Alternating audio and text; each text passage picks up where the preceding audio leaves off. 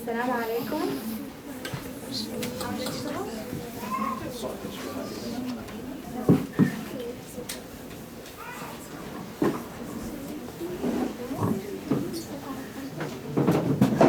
صلوا على محمد وآل محمد. اللهم صل على محمد وآل محمد. Merci beaucoup d'être venu pour entendre la conférence aujourd'hui avec Cheikh Mostafa Al-Khaliq. Je vais le présenter en quelques mots. Cheikh Mostafa Al-Khaliq a étudié à Qom des études islamiques, puis il a étudié dans l'université à Sorbonne en France. Sallu ala Muhammad wa ali Muhammad. اللهم صل على محمد وآل محمد. Ça, il faut l'éloigner juste. طيب.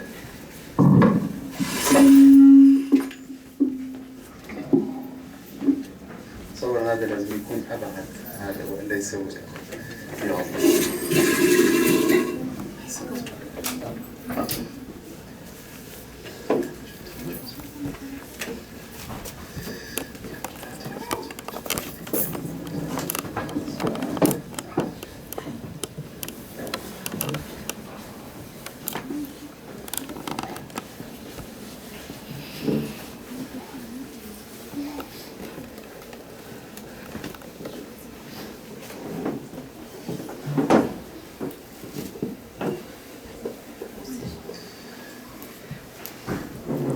أعوذ بالله السميع العليم من الشيطان الرجيم. بسم الله الرحمن الرحيم. رب اشرح لي صدري ويسر لي أمري واحلل عقدة من لساني يفقه قولي. صلوا على محمد وآل محمد. اللهم صل على محمد وآل محمد.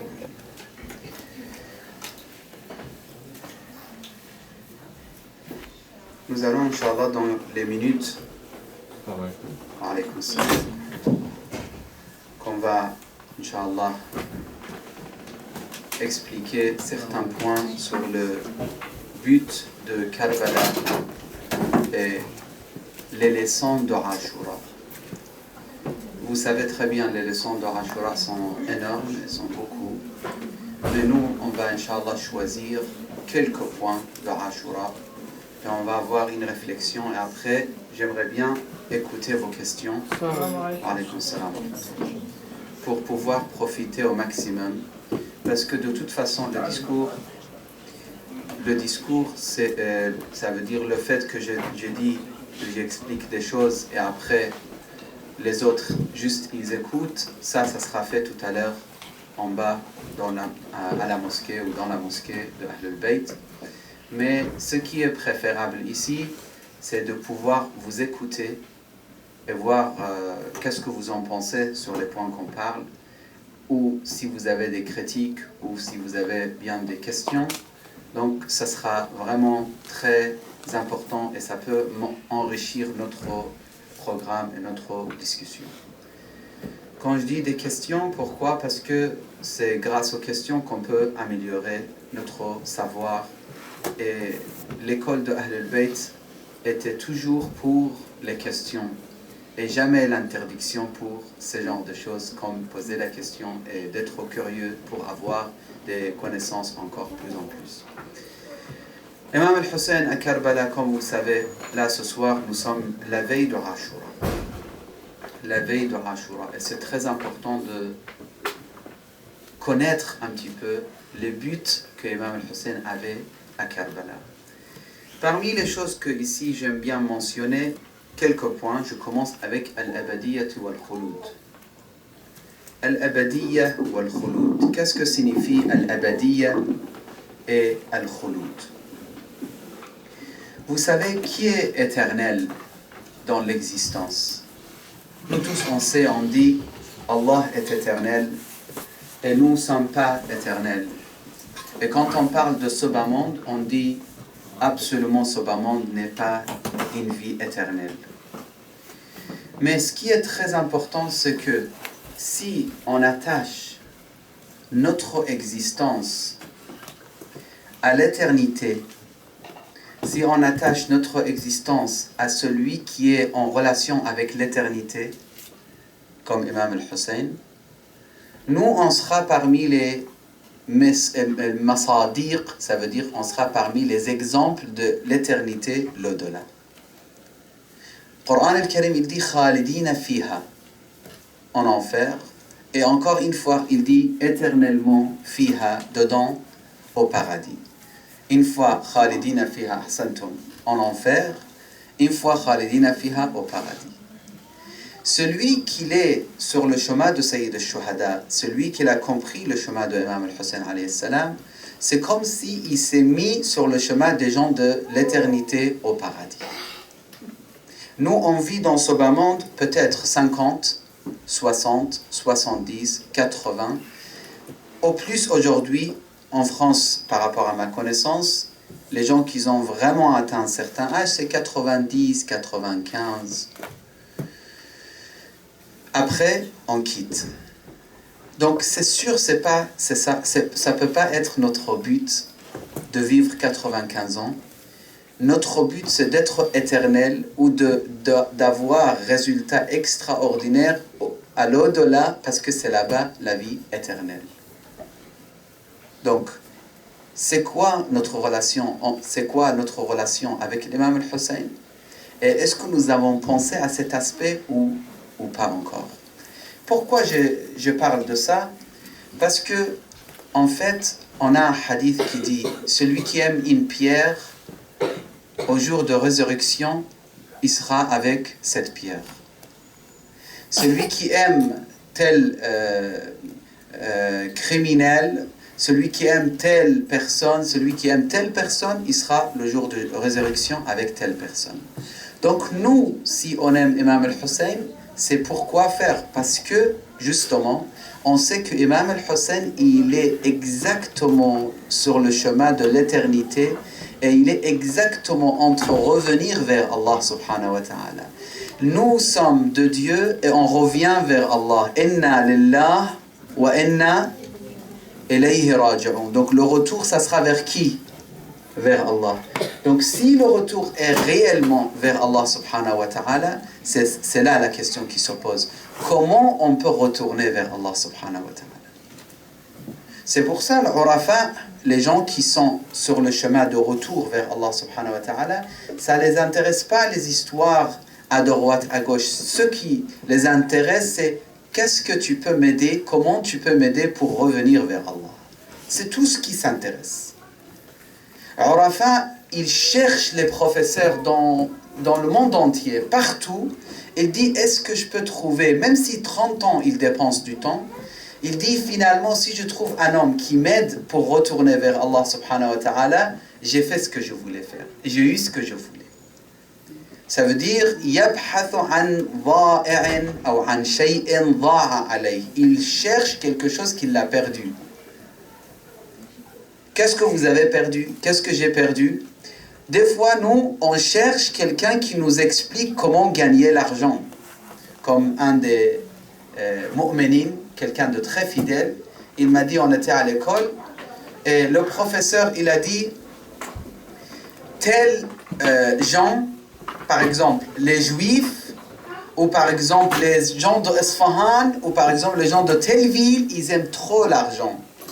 Pour gagner l'argent, il faut faire ça, ça et ça. Et tout d'un coup, un des élèves, il a dit, quoi, c'était quoi? Qu'est-ce qu'il fallait faire? Pourquoi? Parce que leur intérêt, c'est 100% ça. Et ils ont raté la réponse. Donc, il ne peut pas se taire. Il faut absolument poser la question, qu'est-ce qu'il faut faire pour devenir riche?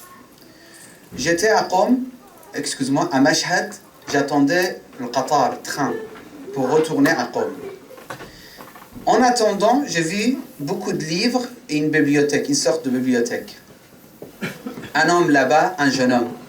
Il ne me regarde pas dans les yeux. Il me parle en regardant un petit peu par terre, comme s'il n'a pas vraiment confiance en moi parce que je suis cher et parce que malheureusement là-bas, les gens, des fois, ils ne sont pas très sûrs de tout ce qu'ils racontent les chouyours. Parce qu'ils ont vu beaucoup de savants que des fois, ils n'ont pas appliqué ce qu'ils ont su. Ils n'ont pas appliqué ce qu'ils disent. Ils disent quelque chose, comme un père, il dit à son fils, ne mange jamais. Et quand quelqu'un frappe la porte, il dit, va voir c'est qui. Son fils, il vient, il dit, c'est monsieur tel. Il dit, dis-lui, il n'est pas là. Après, le lendemain, il lui dit, pourquoi t'as menti mon fils? Justement parce qu'il a bien appris comment il ment. Parce que tu es un très bon professeur, sans savoir. Tu lui as appris comment mentir, et après tu dis, pourquoi mon fils, il arrive à mentir facilement. Taïb. Cet homme-là, il est venu envers moi, en tout cas, en posant cette question. Cheikh, A'tini Kitab, explique-moi ou donne-moi un livre grâce auquel je deviens riche. Là, c'est très difficile parce qu'il me demande quelque chose. Si Allah ne veut pas qu'il soit riche, qu'est-ce que je fais moi? Même si je lui donne tous les livres de programmation et de je ne sais pas quoi, si Dieu ne veut pas qu'il soit riche. S'il m'avait demandé, écoutez, s'il m'avait demandé, donne-moi un livre qui peut me faire goûter l'amour de Dieu, c'était facile ou pas? C'était beaucoup plus facile. Au moins le livre, je peux présenter. Maintenant, il réussit pas, c'est autre chose. Mais au moins, moi, je pouvais lui montrer le chemin. Je pouvais lui dire, écoute, tu peux lire tel livre, et grâce à tel livre, et tel livre, et tel livre. Par exemple, là, je vous donne un nom, Liqa'ullah, le livre de Liqa'ullah. C'est qui l'écrivain de Liqa'ullah? Mirza Tabrizi. C'est un livre qui peut vous aider pour goûter l'amour. Tadhkiratul Muttaqin, ça peut être très bon livre pour goûter l'amour de Dieu, etc. Mais livre pour devenir riche, c'est pas évident. Mais quand même, je lui ai expliqué, et je reviens sur notre question de la base. Nous, on doit avoir soif de l'amour de Dieu pour retourner vers Allah subhanahu wa ta'ala. Parmi les codes de Karbala, c'était ça. Les hommes de Karbala autour de Imam al-Hussein, c'était ça leur but. Ils ne voulaient rien. Ils ne voulaient pas ni la fortune, ni la richesse, ni la tranquillité, rien. Ils voulaient juste l'amour d'Allah. Parce que Imam al-Hussein, qu'est-ce qu'il a fait? Vous savez quand on va aux guerres, le chef de soldats, qu'est-ce qu'il dit?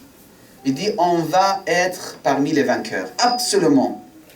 Nous sommes les vainqueurs, nous sommes, je ne sais pas, les héros, nous sommes je ne sais pas quoi. Venez avec moi, vous aurez beaucoup d'argent. Ghanaim al-Harb, vous savez, quand on gagne, il y a beaucoup d'intérêt. Et vous aurez l'honneur d'être les chefs de soldats qui ont vaincu tel pays et tel pays et tel pays. Donc venez avec moi. Imam Hussein, est-ce qu'il a fait ça? Imam Hussein, à un moment, il les a arrêtés.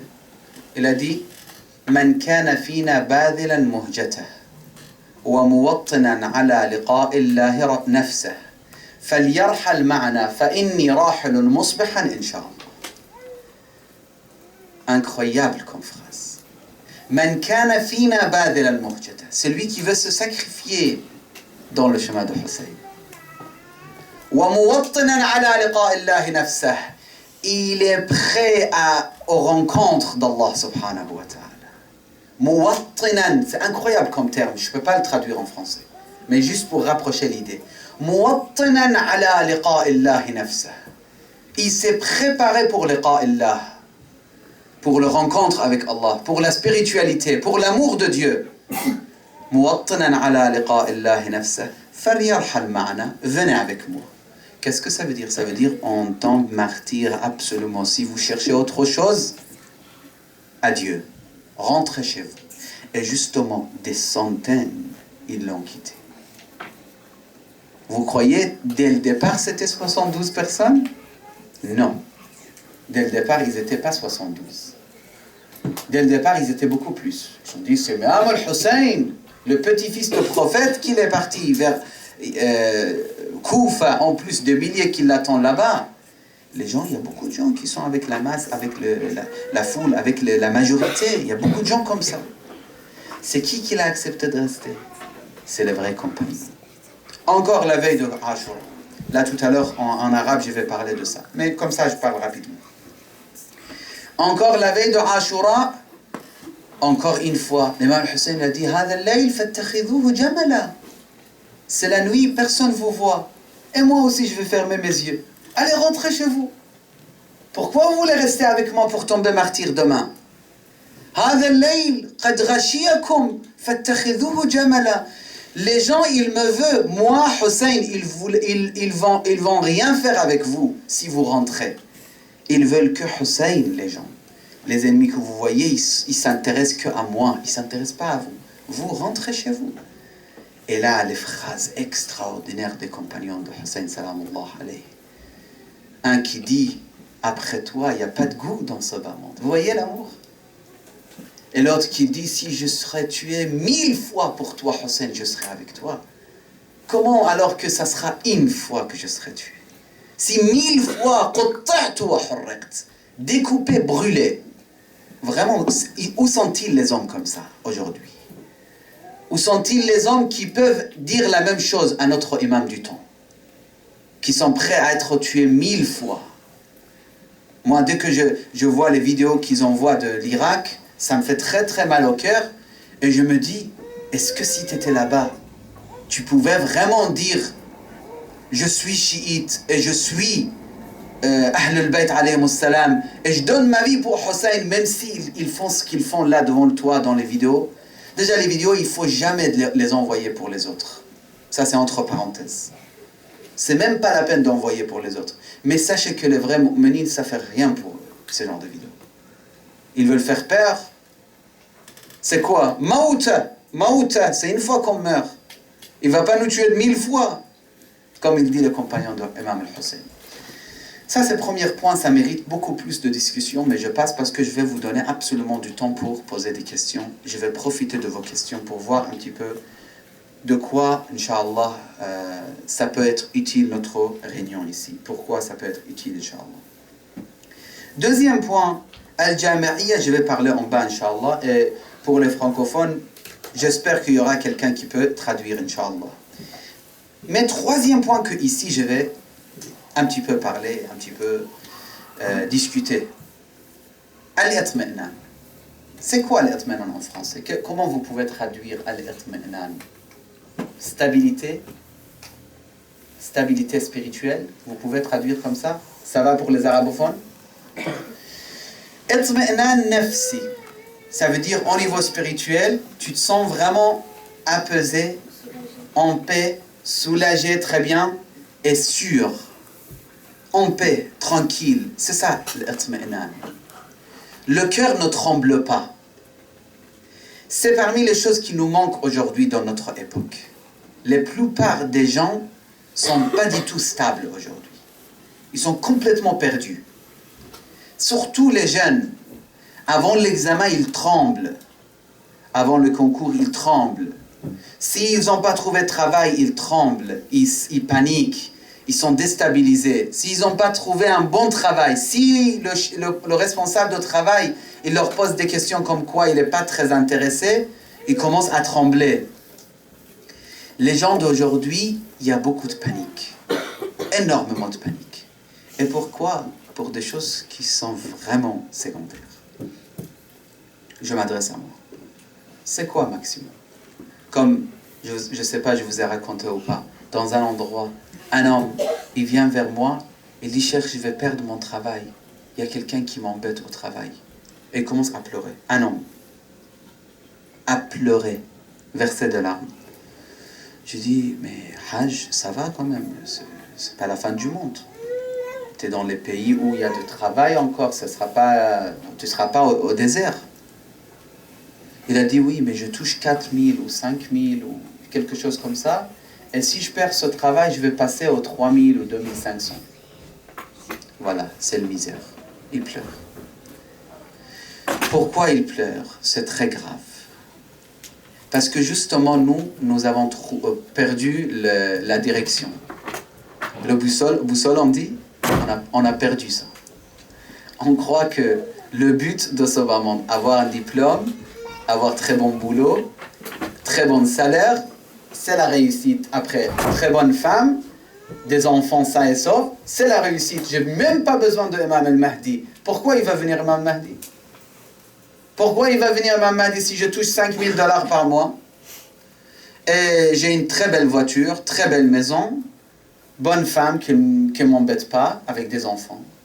Donc, est-ce qu'encore on va dire, Ya Sahib al-Zaman, où es-tu? Est-ce qu'encore on va penser aux tristesses des autres? Est-ce qu'encore, malheureusement, la réalité c'est non. La majorité des gens, ils ont perdu le boussole, ils ont perdu la direction. Leur soulagement, leur stabilité, c'est dans tout ce qui est matériel. Et quand il n'y en a pas, il n'y a pas de stabilité.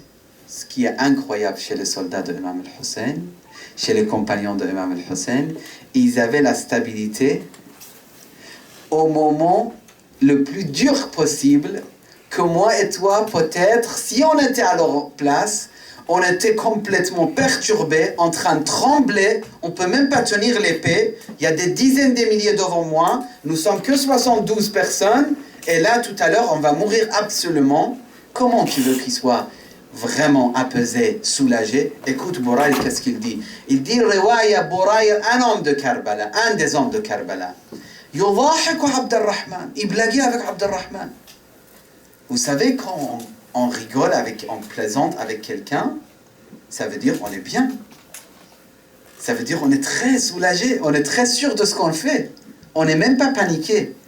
Est-ce que vous pouvez faire ça juste avant l'examen? Est-ce que vous pouvez ça au moment de danger? Au moment que vous sentez la mort est juste à côté de vous. Justement, Bouraïr, yudhahiku Abdurrahman, faqala lahu Abdurrahman, Abdurrahman lui a dit, ya Bouraïr, oh Bouraïr, tadhak, tu rigoles? Qu'est-ce qui se passe? C'est pas le moment de plaisanterie. Ma hadi sa'atu batil. C'est pas le moment de faire des plaisanteries. Bouraïr, qu'est-ce qu'il a dit? Laqad alima qawmi. Écoutez bien. Bouraïr, c'était un homme extraordinaire. C'était mu'allim, prof de Coran. Un homme âgé, un homme spirituel, un homme vraiment haut niveau. Il a dit لقد علم قومي أنني ما أحببت الباطل كهلا ولا شابا. Ma communauté, ils savent que moi, j'ai jamais aimé les blagues pour n'importe quoi. Ni quand j'étais jeune, ni là, actuellement, que je suis âgé. كهلا ولا شابا. لقد علم قومي أنني ما أحببت الباطل كهلا ولا شابا وإنما أفعل ذلك استبشارا بما نصير إليه فوالله ما هو إلا أن نلقى هؤلاء القوم بأسيافنا نعالجهم ساعة ثم نعانق حور العين. Il dit, toi tu crois je rigole, pourquoi? Moi c'est pas mon habitude. C'est pas ça. Moi je suis pas habitué pour faire ça. Mais moi, je sais que dans quelques temps, peut-être dans 1 heure, on va se mettre contre les ennemis et tout de suite on va partir au paradis. Tu comprends quelle bonne nouvelle j'attends? Donc c'est la joie absolue pour moi. Regardez comment ils voyaient la mort. Ça, s'ils n'étaient pas choisis par l'imam Hussein, s'ils n'étaient pas comme ça, excusez-moi, je change la phrase. S'ils n'avaient pas atteint ce niveau, l'imam Hussein, salamullah alayh, absolument, il les choisit pas. Il les a choisis parce qu'ils ont atteint ce niveau. Parmi des centaines de musulmans, des milliers de musulmans, même des dizaines de milliers qui pouvaient être avec l'imam Hussein, c'est que ces hommes-là qui sont restés avec l'imam Hussein. Pourquoi? Parce que al-maut, pour eux, la mort, pour eux, c'est le commencement de joie. Ce n'est pas la fin de la vie. C'est le commencement de la vie dans ce monde. Je vous ai expliqué ces 2 points. Je pense de la prière, je laisserai pour demain, Inch'Allah, notre discussion sur l'importance de l'ibada et la prière. Ce soir, ici, à la mosquée, Inch'Allah, on parlera de Salat al-Layl un petit peu, mais en général de la prière, peut-être, Inch'Allah, ça sera notre discussion demain. Je vous permets de prendre, dans les 15 minutes qui me restent, un peu de questions, comme ça on profite de vos questions. Absolument, ça peut enrichir notre discussion. أقول قولي هذا وأستغفر الله لي ولكم وصلى الله على سيدنا محمد وآله الطاهرين. اللهم صل على محمد وآل محمد.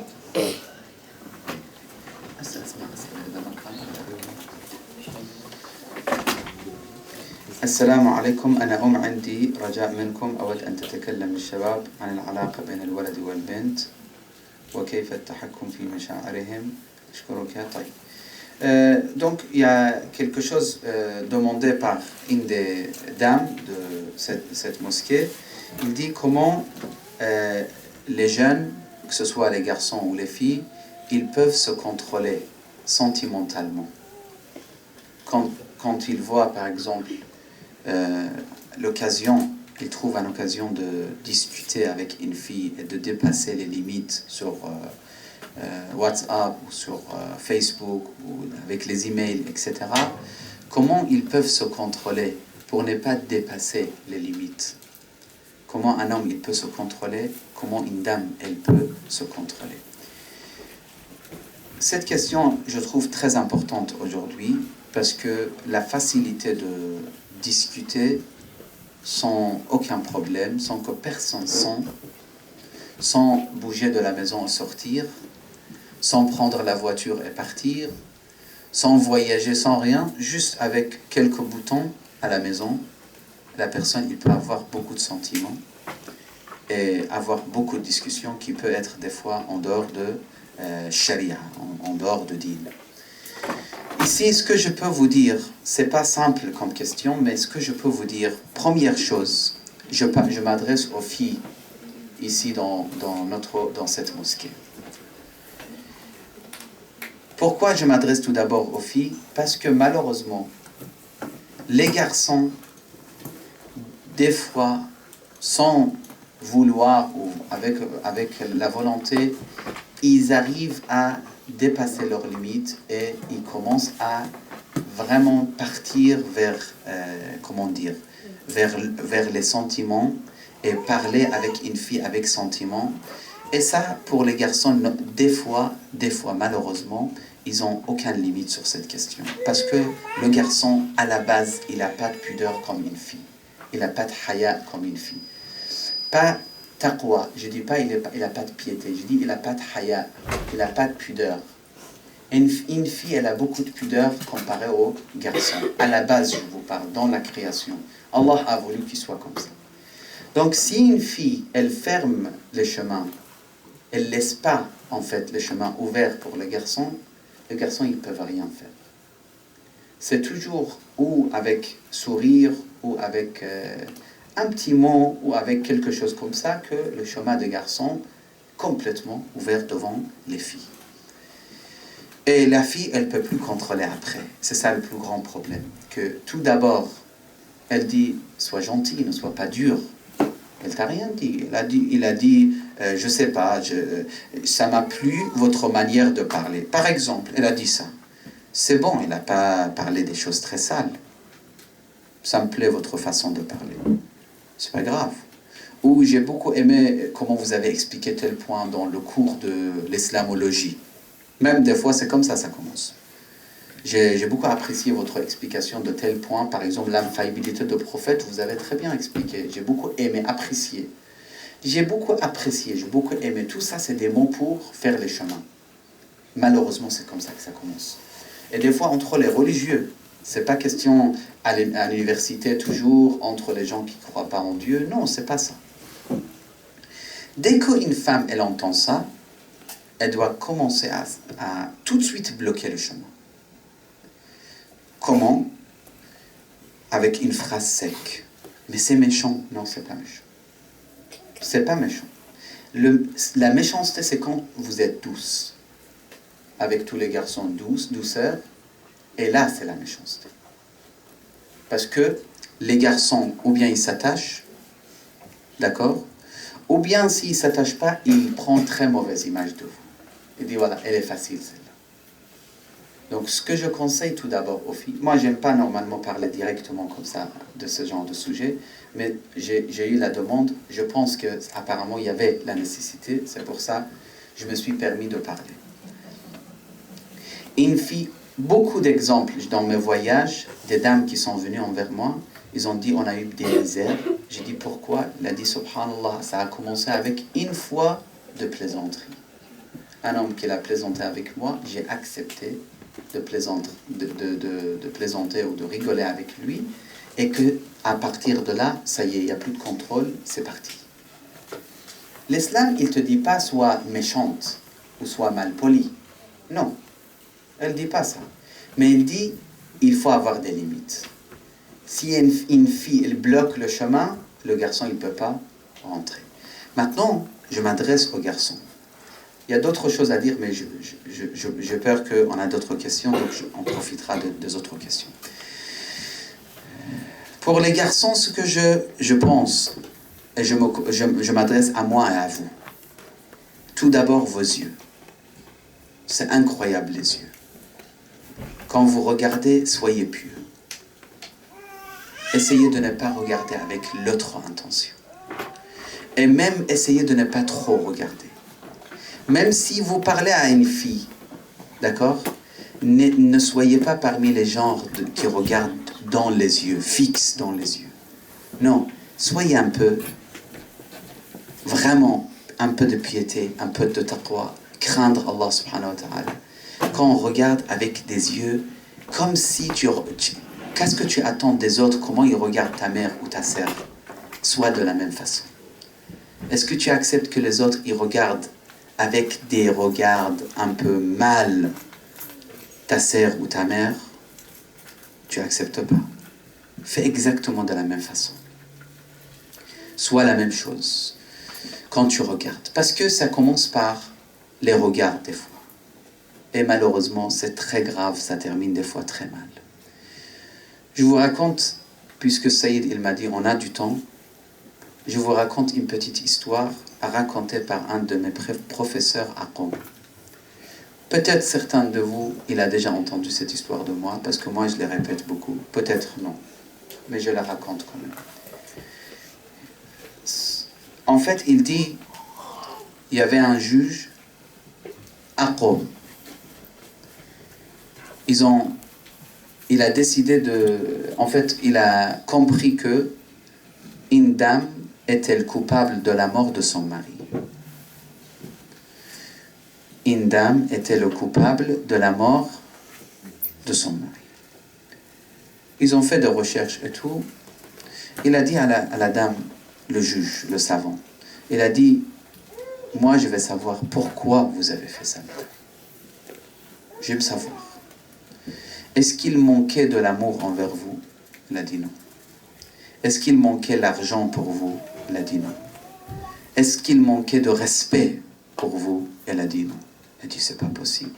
Pourquoi vous l'avez tué, votre mari? C'est pas directement, mais avec une autre personne. Ils ont organisé ça, ils l'ont tué. Après, elle a dit, l'histoire commence par là. Mon mari, il m'envoyait beaucoup dans la société. Et là, je m'adresse aux filles. Si vous voulez travailler, réfléchissez beaucoup avant de choisir votre travail. Travail avec beaucoup de fréquentation, je ne vous conseille pas. Après, vous pouvez dire, Cheikh, il est, je ne sais pas, il est arriéré, ou il est style ancien, style classique, dites ce que vous voulez.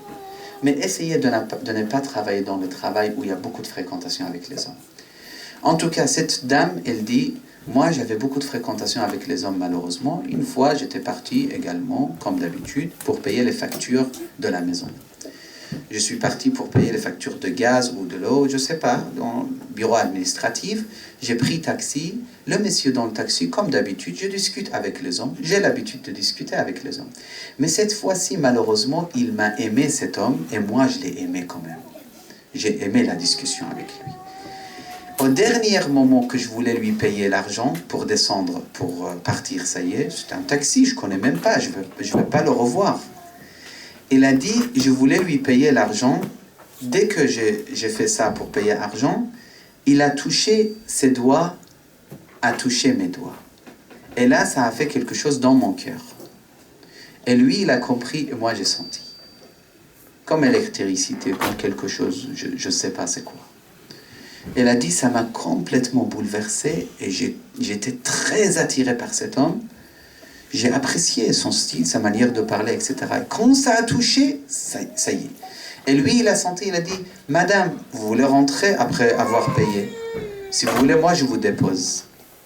De toute façon, vous allez reprendre un autre taxi. Donc, pourquoi pas, moi, je vous dépose. Après, la dame, elle raconte plus qu'est-ce qui s'est passé. Juste, elle dit qu'ils ont eu une relation haram. Et ils ont continué cette relation longtemps. Et après, elle a senti le seul obstacle pour cette vie de l'amour qu'elle a eu avec cet homme, c'est qui? C'est qui maintenant? C'est son mari. Donc, ils ont fait planning. Ils habitaient dans une ville loin de Qom. Ils ont dit, on va partir à Qom. Et il a dit à autre monsieur que Aqom, loin de notre ville, toi tu viens, tu le tues quand il est dans la voiture. Parce qu'on ne va pas prendre l'hôtel, on va rester dans la voiture. Et justement, ils sont partis, ils ont resté dans la voiture. Et c'est passé ce qui s'est passé. Cher, c'est exagéré. Si vous voulez, vous pouvez dire ce que vous voulez. J'ai encore un autre exemple. Mon ami à moi, son oncle, il a été tué à Asfahan. Son épouse était parmi les raisons. Encore une fois, elle voulait se marier avec notre personne. Et quand il l'a tué, ce qui est incroyable, il a ramené son fils à elle, le petit-fils. Elle a dit, c'est le souvenir de mon ancien mari. Je ne le veux pas. Je veux que tu le tues. Et l'autre, il a dit, tu es folle. Et il ne l'a pas tué. Après tout ça, c'était dévoilé. Tout ça. Dans le tribunal. C'est pas possible, cher, c'est possible. Ça arrive. En Europe, ils font pas ça parce que c'est facile. Il dit à sa femme, écoute, je te supporte plus. J'ai trouvé une copine, franchement, je suis très bien avec elle. Ou le contraire, la fille, elle dit, écoute-moi, franchement, je me trouve très mal à l'aise avec toi. Dans la même maison, elle accueille l'autre et ça se passe très, très normal. Et à la télé, il passe, il y a des programmes par rapport à ça. Voilà, Colin, cette discussion, vraiment, ça me fait pas de plaisir de parler de ça. C'est pour vous dire que le commencement de toutes sortes... Et c'est qui dans la misère actuellement, après tout ça? C'est la femme, elle a détruit sa vie. C'est l'homme, il a détruit sa vie. L'islam, il te dit, ne touche pas parce qu'il veut te protéger. Et toi, tu dis, pourquoi il est strict avec moi, l'islam? Justement, il est strict parce qu'il te veut. Il t'aime, l'islam. Il aime ton intérêt, l'islam. Il ne veut pas que tu sois détruit. Il ne veut pas que l'homme soit perturbé, ni la femme soit perturbée. À la fin, je te donne la possibilité de poser la question. D'accord? À la fin, tu poses ta question. Je pense que c'est largement suffisant pour cette question. Si vous avez d'autres questions, je vous écoute, Inch'Allah. On va écouter la question de ce garçon. Les organisateurs de permettre aux non-arabophones d'assister à ces discours sur le sens du Muharram et de l'Ashura. Grand merci. Merci beaucoup. Ça fait des années que j'attends. C'est l'honneur. C'est l'honneur. La question que j'ai pour vous, c'est que j'ai eu une rencontre avec quelques frères ce midi, après la prière de Juma, dans une mosquée sunnite, n'est-ce pas? Et il était question, n'est-ce pas, de l'Ashura et de la signification de cela. Je constate, et c'est à cause peut-être de mon ignorance, qu'il est difficile pour certaines personnes d'accepter l'importance de ce jour-là et de tout ce que cela implique pour les musulmans, à l'époque et d'aujourd'hui. Il m'a semblé qu'il y a beaucoup de raisons pour ne pas observer, commémorer la mort de l'imam Hussein. Peut-être trop. Je m'en explique mal. J'aimerais entendre votre opinion là-dessus. D'accord. Est-il possible? C'est impossible. Et la question, c'est en vérité, pourquoi ils ne commémorent pas ou ils ne vivent pas la tristesse du jour de Ashura les autres musulmans? C'est ça la question, si j'ai bien compris. L'essentiel, ça serait ça. Voilà. Mais aussi, quelle est cette structure intellectuelle, d'accord, n'est-ce pas, et voilà. doctrinale, d'accord. qui veut effacer d'une certaine manière? D'accord, très très bien. Très bonne question. Je vous remercie déjà pour votre commentaire. Et pour la question, c'est une réflexion ensemble qu'on pourra avoir là. Inch'Allah, je peux profiter même des idées des autres. Mais en général, première chose à dire ici, c'est que malheureusement, les ennemis de l'islam, comme Bani Umayya, on le dit clairement, c'est les ennemis de l'islam. On n'a pas dit les sunnites sont les ennemis de l'islam. Les sunnites sont des musulmans, les chiites sont des musulmans. Les Bani Umayya, les Omeyyades, comme ils disent les Français, ils sont des ennemis de l'islam. Ils n'ont jamais aimé l'islam, ils n'ont jamais voulu l'honneur pour les musulmans, ils n'ont jamais voulu le nom de prophète Mohammed sallallahu alayhi wa sallam.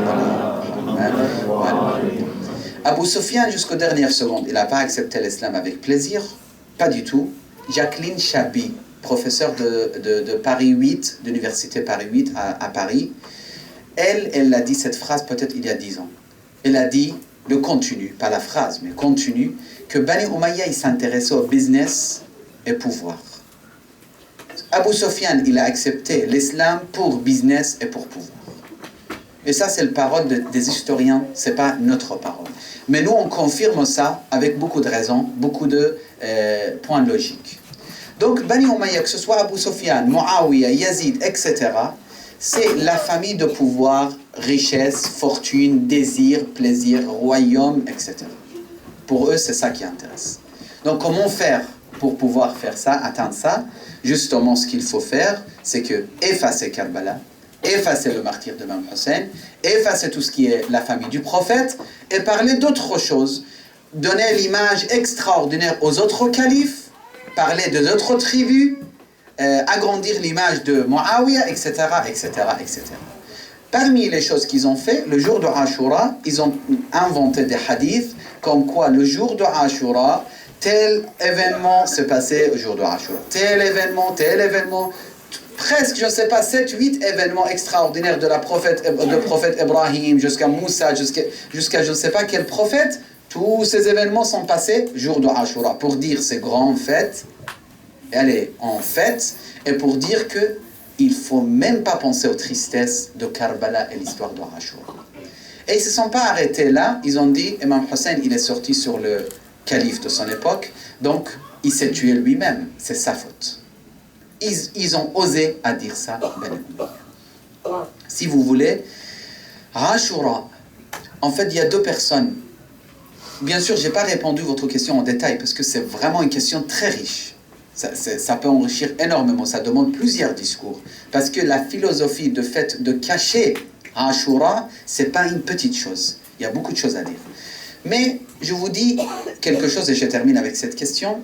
Il y a deux personnes qui peuvent bouleverser le monde sunnite, à mon avis, à ma compréhension, par rapport à ma compréhension très modestement. Il y a Imam al-Hussein et Fatima al-Zahra. Ces deux questions, c'est très important pour vraiment complètement bouleverser la personne et pour poser beaucoup de questions. Pourquoi? Parce que ces deux-là, ces deux histoires-là, ils ont essayé de cacher parce qu'il y a beaucoup de choses importantes qui touchent dans ces deux histoires. Fatima, la fille du prophète, salamullah alayha et alayhi wa alayhi afdalu tahiyyatu wassalam, qui est la fille du prophète que tout le monde connaissait, on ne connaît pas. Où est-il sa tombe? La tombe, elle est enterrée où? On ne sait pas. Aujourd'hui, on ne sait pas. C'est une question qui s'oppose. Pourquoi ça sera caché, la tombe de Fatima? Et l'histoire de Fadak. Il y a beaucoup d'histoires sur Fatima. Exactement la même chose, beaucoup d'histoires sur Imam al-Hussein. C'est pour ça que la plupart des gens qui deviennent chiites, qui embrassent le chiisme et Ahl al-Bayt, les plupart sont ou bien grâce au Imam al-Hussein ou bien grâce au Fatima al-Zahra. L'histoire de fitna entre Amir al-Mu'minin et les autres, ça existe aussi. Mais ces deux questions, c'est très important. J'espère que j'ai un petit peu... Merci à vous. Côté de Serre, si vous avez des questions. Sinon, Inch'Allah, on termine. Comme ça, vous vous préparez pour le discours. Une question encore. Dernière question. S'il n'y a pas, il n'y a pas.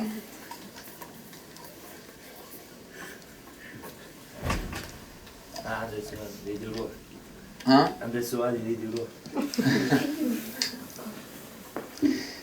عندك سؤال? Vous avez des questions? Ici? Oui. Dernière question, on vous écoute. Alaykoum salam. Je voudrais savoir pourquoi l'emphase est souvent sur les proches de l'imam Hussein, Ahl-Bayt, et on ne fait pas beaucoup d'emphase sur les Ansar, les compagnons de l'imam, dans nos majlis, les 10 jours. D'accord. Pourquoi on parle des enfants de Ahl-Bayt, mais on ne fait pas majalis beaucoup pour les compagnons? Mais c'est pas beaucoup au moins. Je dis même, on mentionne rarement les compagnons de l'imam. D'accord. En fait, si vous voulez, ça c'est le choix de orateur. C'est pas une règle absolument à obéir ou à suivre. Alaykoum salam. C'est par rapport à l'orateur. L'orateur, des fois, il parle pendant 10 jours que des compagnons de l'imam al-Hussein. Il prend un livre que Ansar al-Hussein qui est écrit par exemple par le Cheikh Shamsuddin, Cheikh Ahmed Mahdi Shamsuddin, rahmatullah alayh, et il parle complètement 10 jours que de Ansar. Une autre fois, il parle que de l'adoration de Dieu pendant le mois de Muharram. En fait, le mois de Muharram, il n'y a pas de règle obligatoire de quoi parler. Ça dépend de l'endroit et le manque qui existe dans l'endroit. Si le savant, si le orateur, si le muballigh, il est sensible, il arrive à savoir qu'est-ce qu'il manque dans cette société, dans cet environnement, donc il va parler de ce qui manque.